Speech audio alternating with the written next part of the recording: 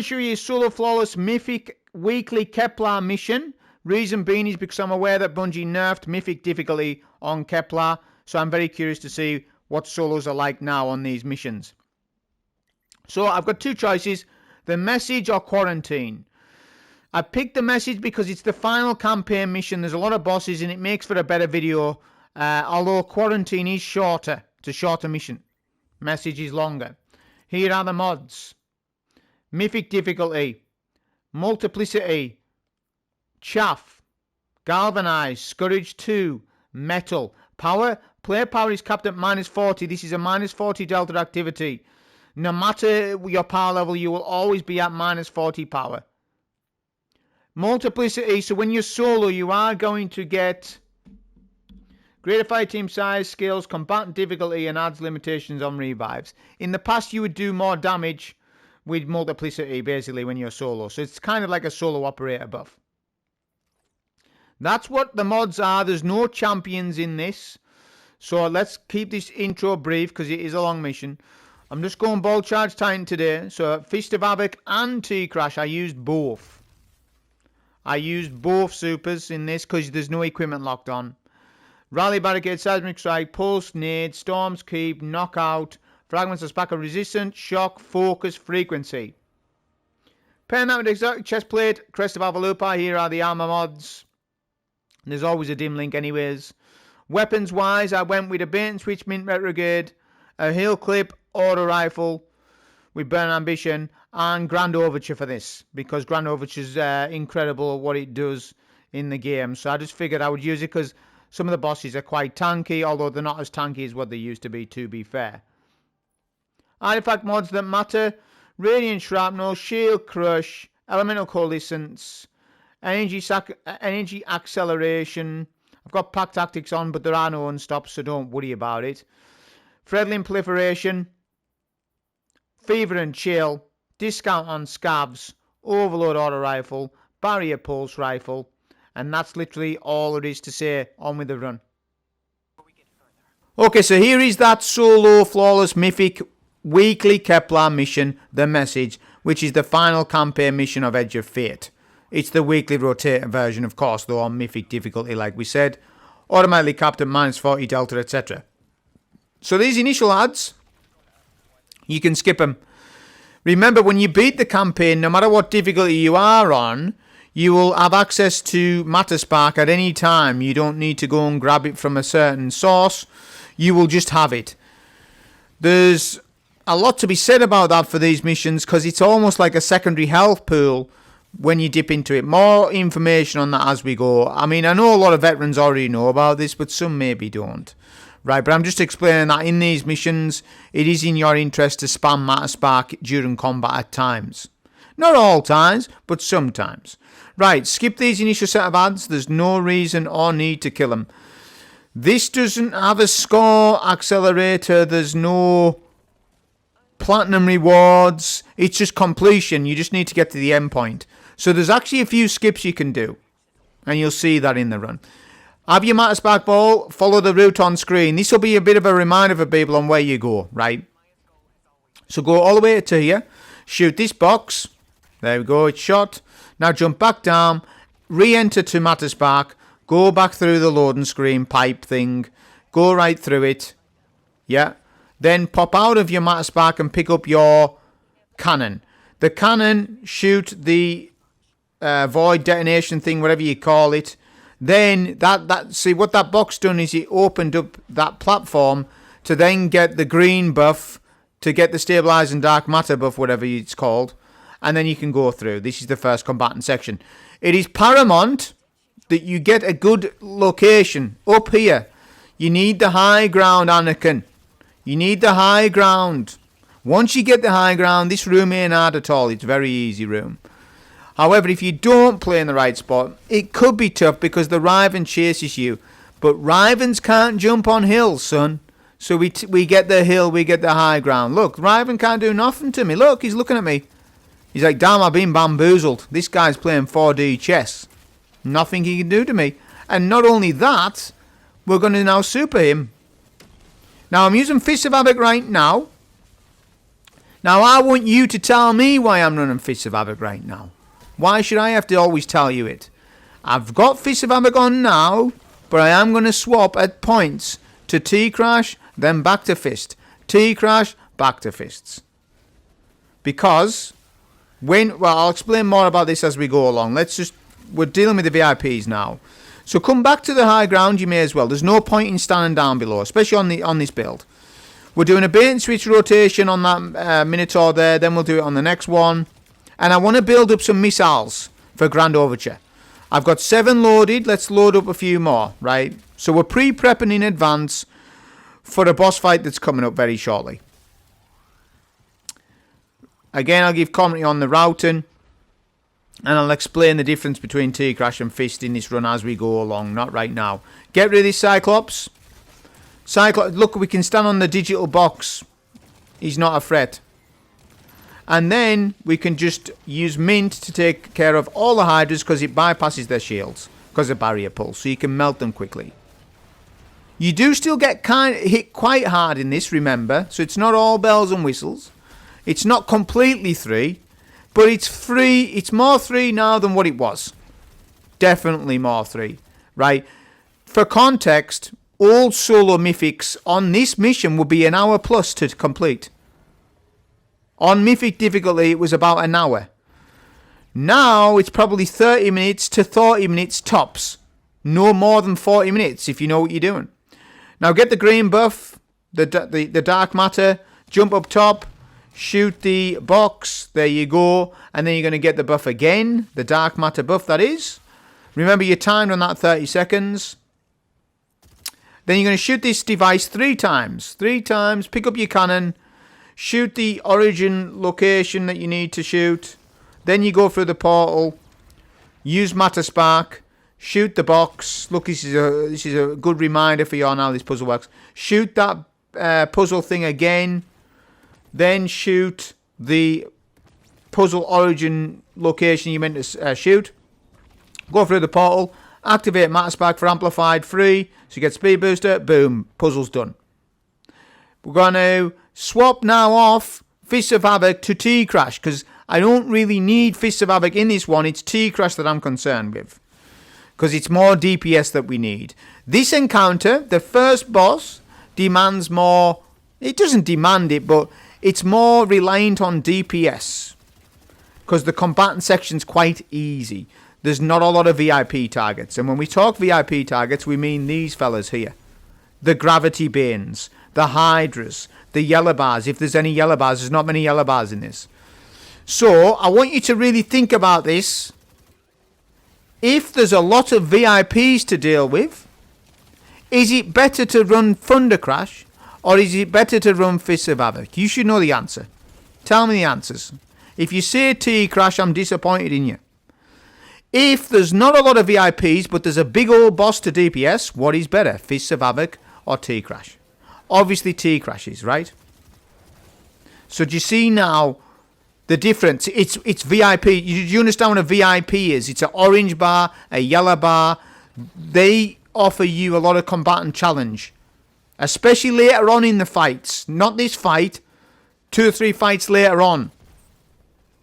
Boss fights, that is. I don't need to clear every single ad. Now shoot the origin place of the puzzle. That's what you shoot the left there, and then you stand on this portal. There we go.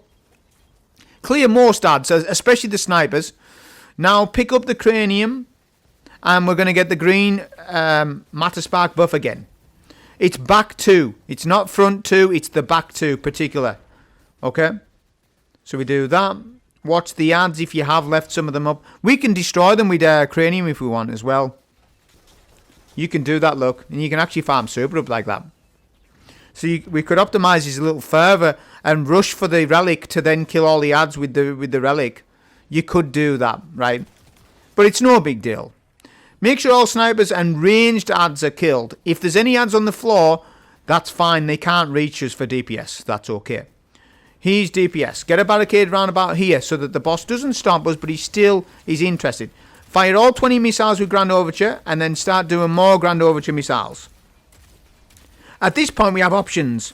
I can do all in Grand Overture, or I can do a bait and switch rotation, which I'm going to do a mixture of both. Yeah, I'm not going to do too much of heavy or too much of special, a mixture of both special and heavy, so that we're medium ammo after this phase is done. So look, we've got plenty of heavy still left. We've got half special left. That's good. Right, after you come out of DPS, it's very important that you T-crash your VIP. Yeah.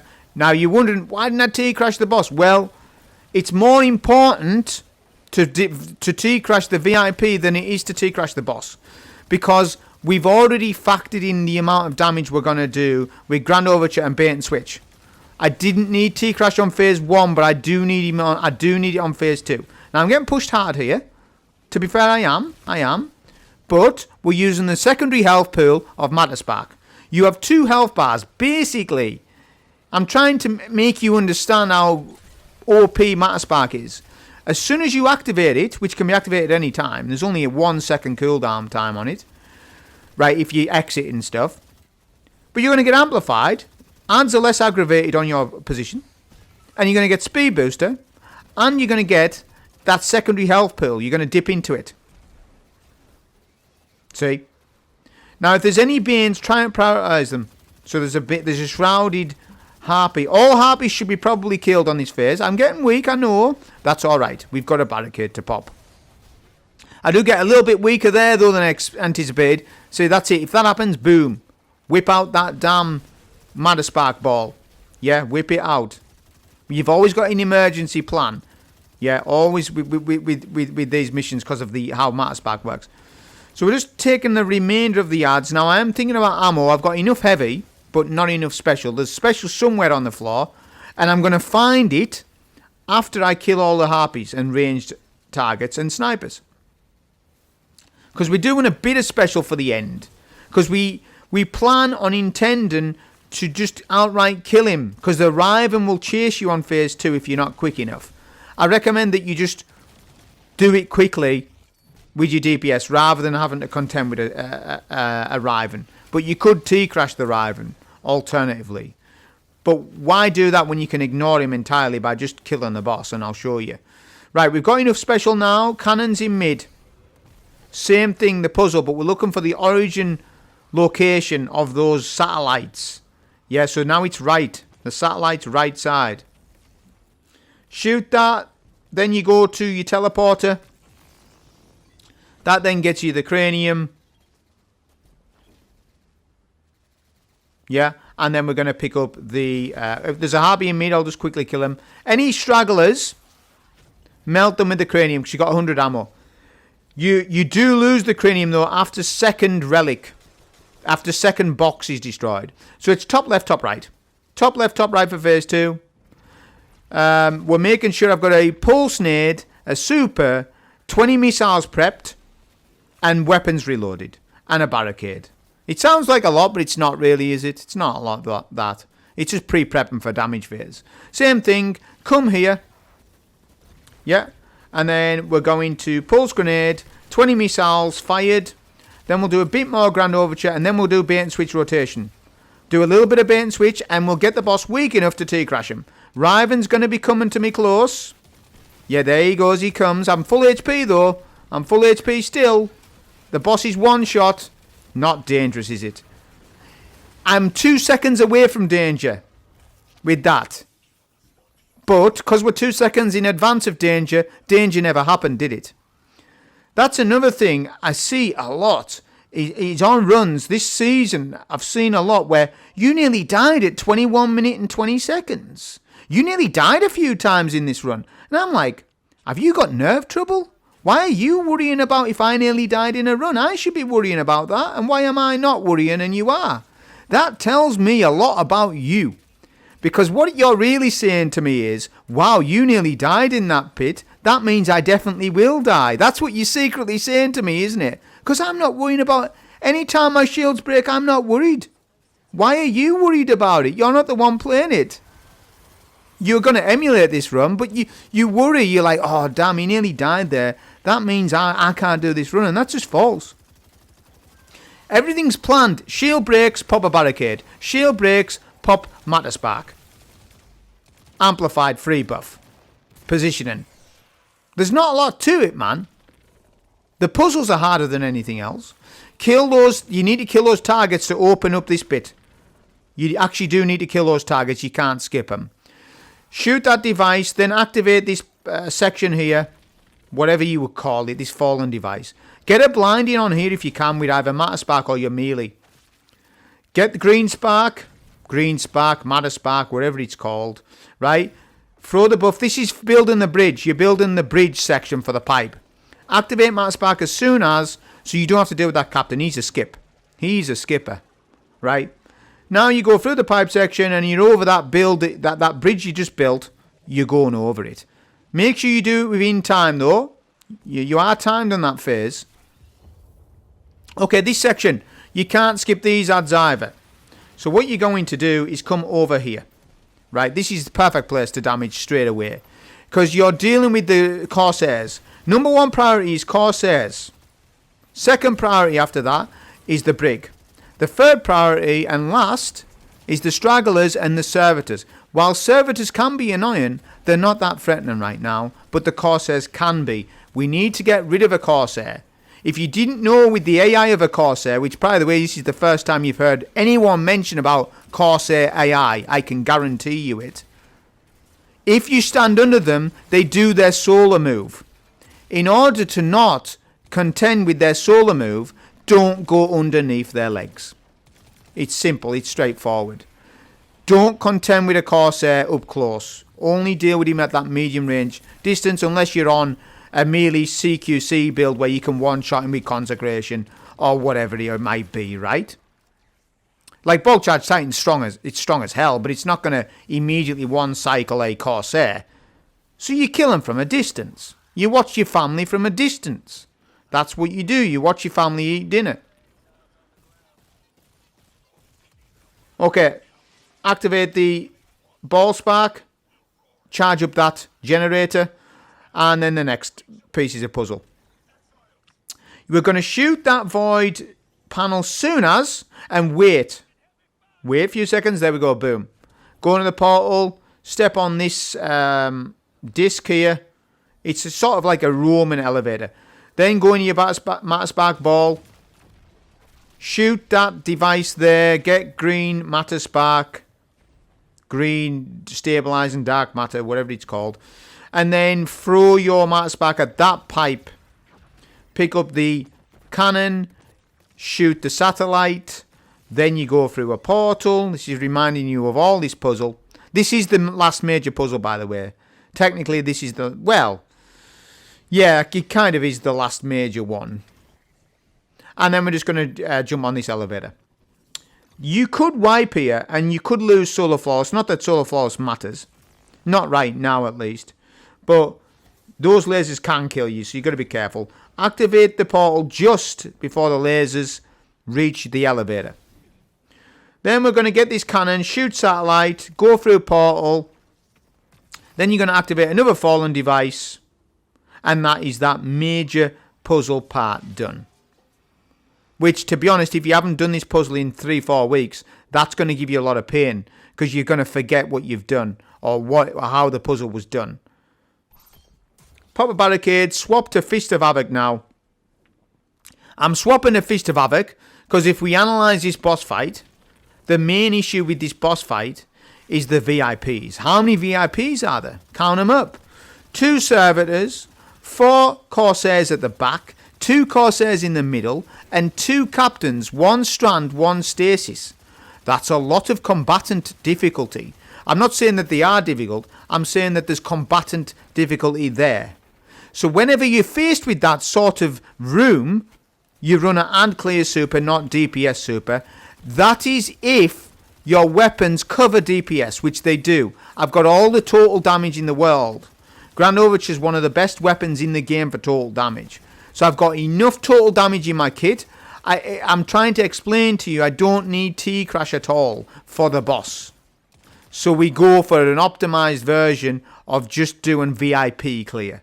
Yellow bar clear. Corsair clear. Servitors clear. Like look, they tether the Corsairs. Well, what do? We use a super to bypass the Servitors tethers. That's what it does. Look, not only that they're blinded. Fist of Havoc blinds. So this run clearly does demonstrate when you need to run what type of different super. And it scales to Warlocks and Hunters as well. You need to make the right decisions on each encounter on what super you should be running. Yeah? Because you'll have some Hunters, I've seen it, you rock the wrong supers. I've seen you run Gathering Storm when you shouldn't be. And you should have ran Arc Staff. I'm not on about in this. I'm on about in general novel stuff. I'm on about in at times when I've seen some runs out there on YouTube. I've watched the run. I'm like, why is he using Gathering Storm? He's getting no benefit there, really. Gathering Storm needs a buff. It's not very strong, but that's a topic for another day. I'm just explaining to you what happens between Roman supers and single target damage supers. We go to middle. We charge up the generator. We need a Matter Spark charge. This is the first mechanic. This is the first time it's teaching you the super mechanic. Basically, you're going to use this at the farm boss, but you super the boss to take down his shield. Right. Volley, get the 20 missiles, and this is where we DPS from. This is a very good place. Okay? So there we go. 20 missiles, look at that damage. A third damage already. Yeah? If you can pulse nade the boss, there we go. I jolted him. That's a decent pulse nade. Because it's hard to pulse nade this guy. Bait and switch. Rotation for mint, but I'm not going to blow all of my special ammo. I'll maybe save a couple of shots. Then I'll start building up and prepping missiles with Grand Overture for the next phase. To 18 shots. What was I thinking there? Oh, it's bugging. It bugged out. Did you see that? He was immune there. It bugged. Did you see the game? Forgot where I was with damage and I had to do more. Did you see that? Replay it. Replay that second there. You'll see what just happened. I've had to spend more ammo because of that. That's so weird. Hey, it is what it is. Right, super goes in. Look, this is why we run Fist. DPS is easy. DPS is not our concern. And clear and VIP clear is our concern for this boss fight at least. And just look at what Fist of Havoc is doing for me. It's cleared all of the Corsairs at the back of the map. And got 2 servitors half HP. Now, yeah, there's the ads in middle. We can blind them with Mana Spark, though, look. This Grasp Captain. The Grasp and the Stasis Captains are nasty, man, in this. You've got to be careful of them, in actual fact. Quite threatening. I don't know what's worse, the Grasp or the... Probably the Stasis one's worse. Just because of what damage they're sort of doing to you. You'll see later on the farm boss fight what one was like. Just going to blind these. You can super with the Matter Spark as well, which does sizable damage, which I forgot to mention. I should have said this at the start of the video. Matter Spark was buffed. When they nerfed Mythic, they also buffed the Matter Spark ball. It's more consistent now than what it was. Can't remember exactly what they did. You have to get a D2 librarian to tell you what they did. They'll have to look up the post date and the patch date. I haven't got time to do that because I'm actively in the middle of making this video, right? But they did buff Matter Spark. That is true, they did. They made it more consistent. I don't know what they did. I wish I knew what they did, but someone else can look it up and tell us. Alright? So, final wave. We're finished. I'm just looking for special. 10, 12 shots is enough. As long as I've got 20 missiles prepped, I'm good to finish this Shank boss off. I need to do the farm mechanic yet again to take his shield down and super him, which we're going to do. If we did get weak during DPS, we could pop a Matter Spark ball, and there are explosive Shanks on this phase. Be careful of that. They can wipe you easily. So that is one danger, but we are accounting for it. Look, Shanks spawn in. And I know that some of them there, look, there's at least 4 exploded Shanks. So we wasted some special ammo to just quickly clear them. Well, it wasn't a waste, it was actually a help, right? We're just going to finish this boss off. I've got 4 shots off, 4 shots left of special. Some heavy to finish off. I'll just save my 10 missiles. There's no point to use it now because he's dead anyways, right? I've got 10 missiles prepped.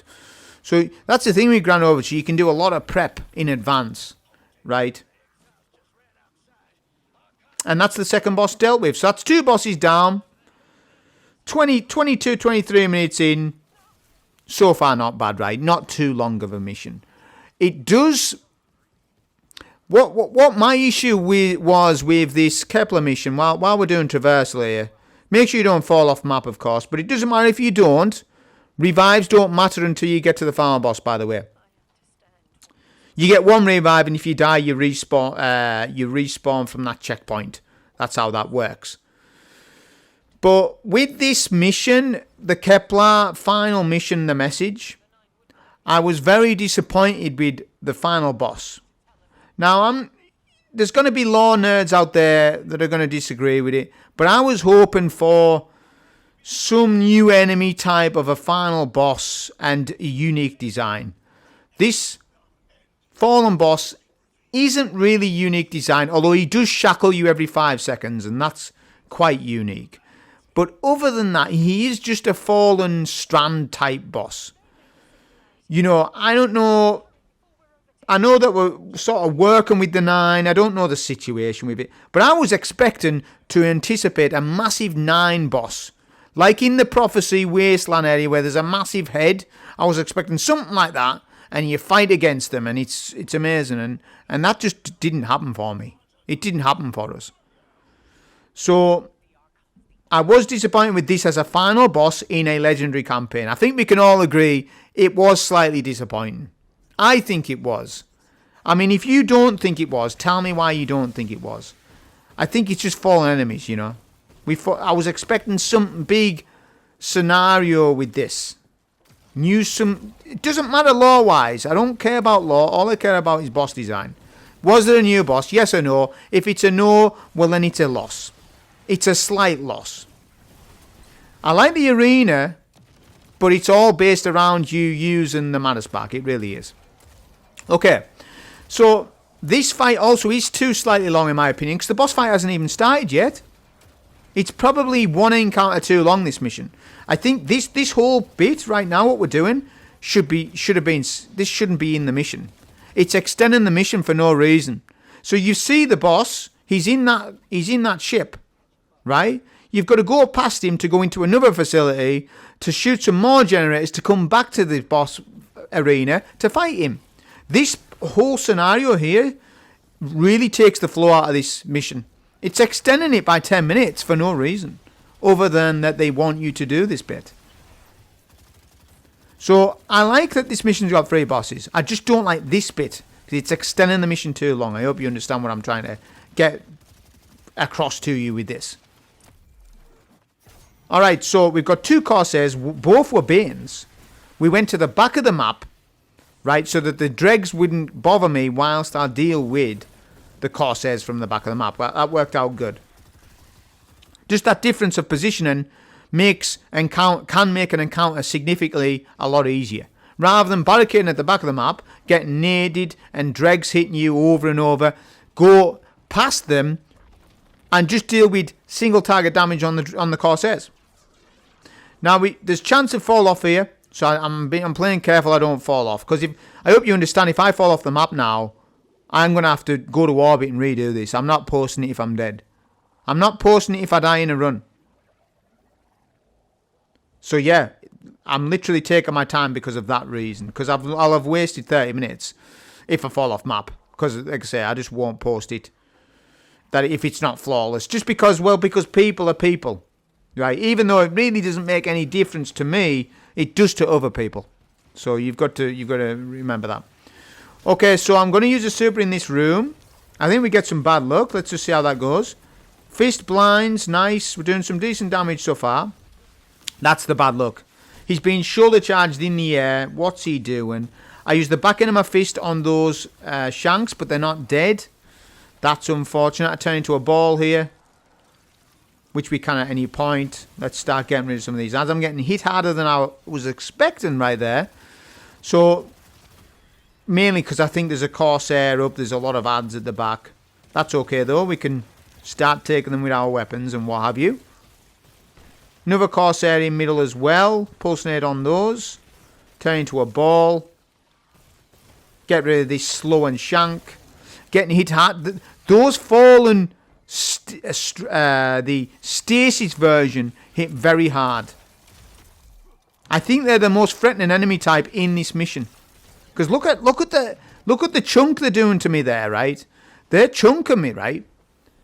So I was like, yeah, I wasn't confident on that little bit there with those two stasis captains. They were giving me issues there. They were giving me slight issues for sure. That bit's done anyways. Turn into a ball, go through this pipe, and there's left and right to do. We charge the generators, we shoot the detonation devices, and then we get to actually finally start this damn boss fight. Like I'm saying, this whole section is just unnecessary. It doesn't need to be there. It's too long. It takes the flow out of the mission. There was a lot of puzzles in this one, there was, but I think it's still probably better than most of the other Kepler missions, even though it is pretty much one of the longest ones, if not the longest one, probably. Okay, we'll do our final generator. Now I've got to shoot these components. And then we can finally go on with the boss. To take note, it's very important to know we've missed one here. Why are we always missing one? There's so many things. Why is it just start? Damn it. There's no banner. So if you're doing this and you don't wipe, there's no banner to pop in. So the ammo that I've got now is the ammo I start with, which I'm actually nearly full anyways. But it's just to take note for your run if you're doing this. There's actually no banner to put in right now. Let me look. Can we see? Is there a banner location there? It's hard to see, but I don't think there is. Maybe there was. Maybe I've got this wrong. I can't commit to that. Maybe there was a banner back there. And I'm impatient to check it. Maybe there was a white circle. I couldn't tell on the playback there. To be honest with you, I haven't checked. I thought that there was no banner, right? Okay, so DPS starts. This is where you DPS from. Best place to damage. This boss is definitely from here. Because none of the ads can really hit you. There's 2 Corsairs that will infinitely spawn on this fight. If you didn't know, if you try to stand on the outskirts of the map, Corsairs will be unlimited spawning for you. So you can't stand on the outskirts. So you stand here. Because the boss can barely hit you and the ads can barely hit you. So we do our damage rotation that we've been doing the entire time. Now we pop fists, look. See, look at the utility of fists. Although I'm getting strand shackled here. See, we get 1 VIP down, and these captains are a menace in this. These captains, yeah, those. Now, what I was perplexed or confused about when we was doing this mission, and I was at the launch of the mission as well, is what's causing the dregs to be overcharged with electricity? Because they're not a bane. They're not a tether bane. So what is... I guess it's the knights that's causing them to be overcharged. Because that mechanic, I'm not 100% convinced on how it works. Like, what decides... See that tether? And they're not counting as a bane. And I don't like that. Because at least with a bane, it tells you that it's a tether bane. And that you have to deal with him. It's not immediately apparent that I'm up against those electric enemies. If I'm not looking at them... If I'm running away from them and I'm getting shocked, it's not apparent which dreg is electrified at first glance. Obviously, right now, this dreg is... You can see that he's electrified. Yeah, I get that. But I'm on about during active combat, right, on the fly. It's like, right, which dregs are overcharged, which aren't? So this captain's causing me problems. So I'm going to have to whip out a bit of mint here. Yeah, and we're getting weak off him. See, this is a bit of Grand Overture's weakness. This is where Thunderlord has a bit of a gain over Grand Overture, where Thunderlord on active combat is a little bit better than Grand Overture, but Grand Overture has a lot more total damage. Right, and there's other reasons. He's got more burst DPS as well. But I'm saying if I did have Thunderlord on there, I would have whipped out that captain quicker. Yeah, I was struggling because I didn't have the time. Grand Overture's hit scan. That's its weakness. That it's hit scan weapon. Or that it's non-hit. I can't mind if it's... You know what I mean? It's got... the shot of Grand Overture isn't immediate, you could miss it. Because it's got travel time. That's what I'm trying to explain to you. So we've got a super both. This is what really drags the fight out. We've got to super 2 servitors and take their shields down. So it's not just 1 super we've got to do. We've got to do 2. And that's every phase. And you've got to go through the right portal as well. But both shields are down. Yeah. So we can take both servitors and we're going to rinse and repeat from here. So this is now phase 2. I'm checking ammo. 20 missiles are loaded. I'll turn into a ball to bypass these enemies because I need to get to DPS. Phase 2 is Corsair phase, which isn't too bad. Compared to that first phase, the captains are far more dangerous than a Corsair. Those stasis captains are really nasty in this. They are the most difficult enemy type in this one, definitely. This boss can shackle you, like we've said. But even if he shackles me here, I'm fine. So I can DPS at my consent. I can be content to DPS here. Do our missile shots. Some of those are missing though. That's unfortunate. Which that's not my fault. It's just some of the missiles are missing. But that's okay. We're nearly done now. We'll send the boss to the next phase. Final phase is, like I said, Corsair and Shanks. You'll get heavy Shanks as well. After shield is taken down, that is. So yeah, look, this is cleanup. This is cleanup. That's why Fist goes on. That's why it's so good. See, imagine, I want you to try and imagine I was on T-Crash. I T-Crash the boss. I send the boss to the next phase. Arguably quicker, maybe 10 seconds quicker. But at that 10-second price, you will now have to contend with 3 or 4 Corsairs with no Roman super. Because you're on T-Crash and you just use it on the boss. So do you see now why Fist is better in this one, or a Roman super is better in this one, providing that DPS is covered? Luckily, on this class, DPS is covered. Some classes don't have that liberty of DPS being covered. Some subclasses are extremely weak.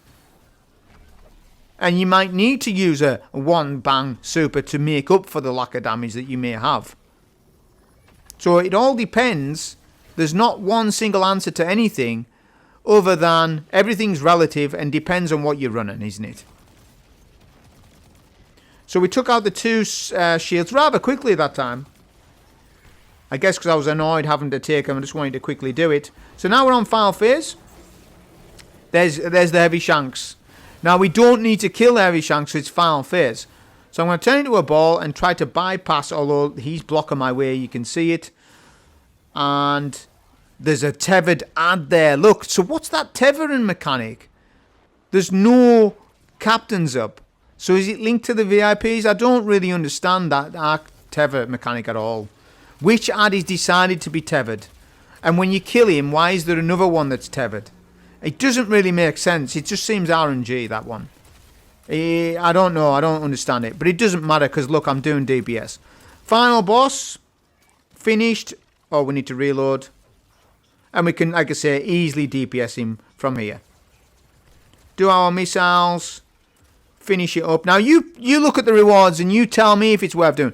Don't blame me for the rewards I get. I'm just playing the game as it's intended to be played. However, there is the Kepler loot cave, remember? There's the Kepler loot cave, as disclaimer. We know there's a Kepler loot cave, so you know what decision to make. This is just for a video. Hope you enjoy. Thank you.